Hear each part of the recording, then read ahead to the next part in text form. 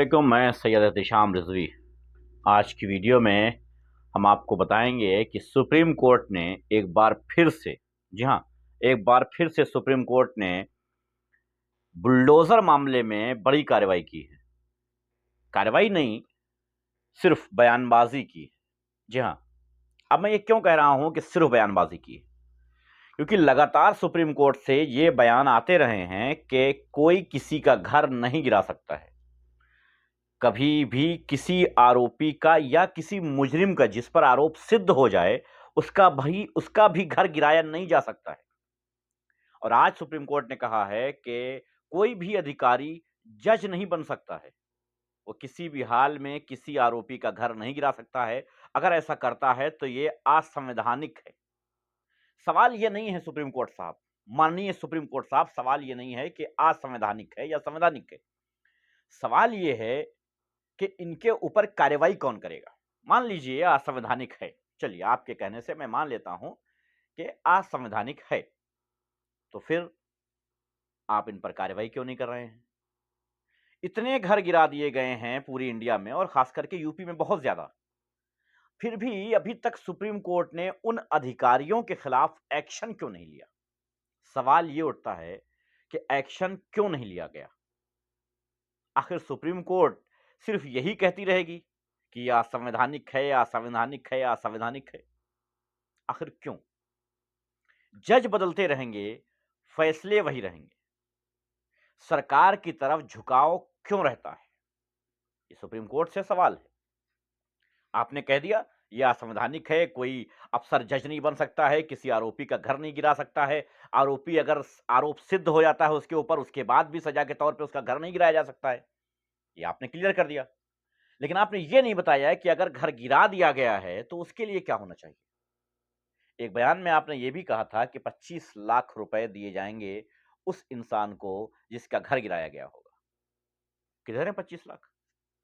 मैं एक लिस्ट तैयार कर देता हूं। यूपी के अंदर, सिर्फ यूपी के अंदर कम से कम 1000 बंदों की। मुझे बताइए कि उनको 25 लाख मिल गया क्या? नहीं।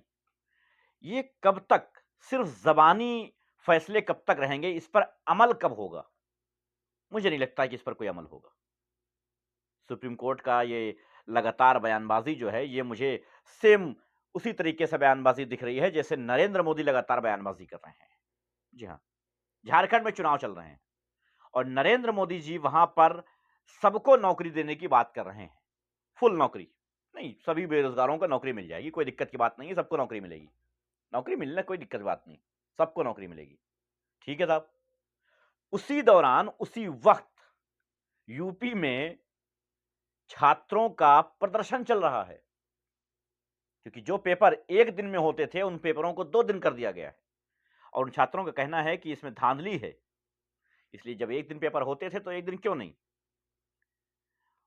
वन नेशन वन इलेक्शन कहने वाली ये भाजपा सरकार एक छात्र का एक दिन ही परीक्षा क्यों नहीं करा सकती है? मसला क्या है? कुछ तो दाल में काला लगता है। छात्र गलत नहीं कह रहे हैं। ये छात्रों का प्रदर्शन इलाहाबाद से शुरू हुआ है और अब पूरे यूपी में भर चुका है, बल्कि पूरे इंडिया में लगातार प्रदर्शन हो रहे हैं। बात तो सही है। कभी छात्र प्रदर्शन करते हैं, कभी किसान करते हैं, कभी जवान करते हैं, कभी महिलाएं करती हैं, लेकिन सुनने वाला कोई नहीं।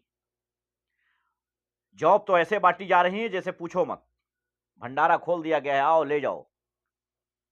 अमित शाह और नरेंद्र मोदी भर भर के ले जा रहे हैं झोले, बोरे भर भर के ले जा रहे हैं और जहां चुनाव हो रहा है वहां उंडेल दे रहे हैं कि साहब मुझे जिताओ, हम देंगे। लेकिन ये नहीं बता रहे हैं कि जब पिछली बार तुमने मुझे जिताया था तो हमने क्या दिया था। ये नहीं बता रहे हैं और बताएंगे भी क्यों? क्योंकि हम पूछना नहीं चाहते हैं। हाँ, अब मिथुन चक्रवर्ती को ही देख लीजिए। मुसलमानों को काट कर उनकी ही जमीन पर फेंकने की बात करने वाले भाजपा के एक रैली में भाजपा की स्टेज पे मौजूद है, उनका पर्स चोरी हो गया। यार, एक पर्स तो तुम तो संभाला नहीं गया, तुम बात कर रहे हो क्या क्या? कुछ तो शर्म कर लो। मुझे पता है कि 1970 के दशक में तुम नक्सली थे। अभी अभी अभी कुछ दिन पहले तुमने कई करोड़ का घोटाला किया। उसके बाद जब पकड़े गए तो तुमने वो रिटर्न किया पैसा। हाँ, मौजूद है गूगल पे न्यूज। तुमने घोटाला किया, उसके बाद पकड़े गए और उसके बाद तूने वो पैसा रिटर्न किया। धांधली, घोटाला, नक्सली, ये सब कुछ करने के बाद हाथ पर गोली रोक लेने वाला मिथुन चक्रवर्ती, हाँ, फिल्मों में अब मुसलमानों को काट कर उनकी जमीन पर फेंकने की बात करता है और अपना खुद का पर्स नहीं संभाल पा रहा है। कुछ तो शर्म कर लिया करो यार। मुसलमानों की नफरत इतनी मत रखो अपने जहन में, अपने दिलों में, कि कुछ भी बकवास कर जाओ। ऐसा ना करना चाहिए। अच्छा हाँ, वो चैनल को सब्सक्राइब कर लीजिए। हाँ, इधर इधर इधर नीचे नीचे, हाँ, यहाँ पे है, कर लीजिए। अच्छा, वो शेयर का एक बटन होगा, उसको भी कर दीजिएगा जरा, दूसरों तक पहुंचाइएगा वीडियो, ताकि आगे भी आपको वीडियो मिलती रहे। देखिए, हम छात्रों के लिए जितना आवाज उठा सकते हैं उतना उठाएंगे।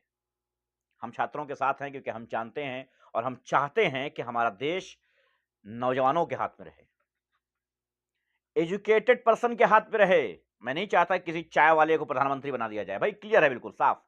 मैं नहीं चाहता कि कोई तड़ीपार गृह मंत्री बन जाए, कोई सन्यासी आकर के मुख्यमंत्री बन जाए। मैं नहीं चाहता ये सब।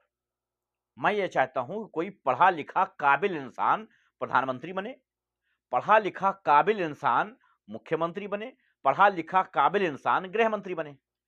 तभी तो हमारे देश की दशा और दिशा सुधरेगी, तभी सुधरेगी। ऐसे तो कोई भी कुछ भी बन जा रहा है, ऐसा नहीं चलेगा। बहुत बहुत शुक्रिया आप सबका। उम्मीद करता हूं आप सब ठीक होंगे। चैनल को सब्सक्राइब कर लीजिएगा। एक बार फिर से बोल देता हूं, भूलिएगा नहीं। जी हाँ।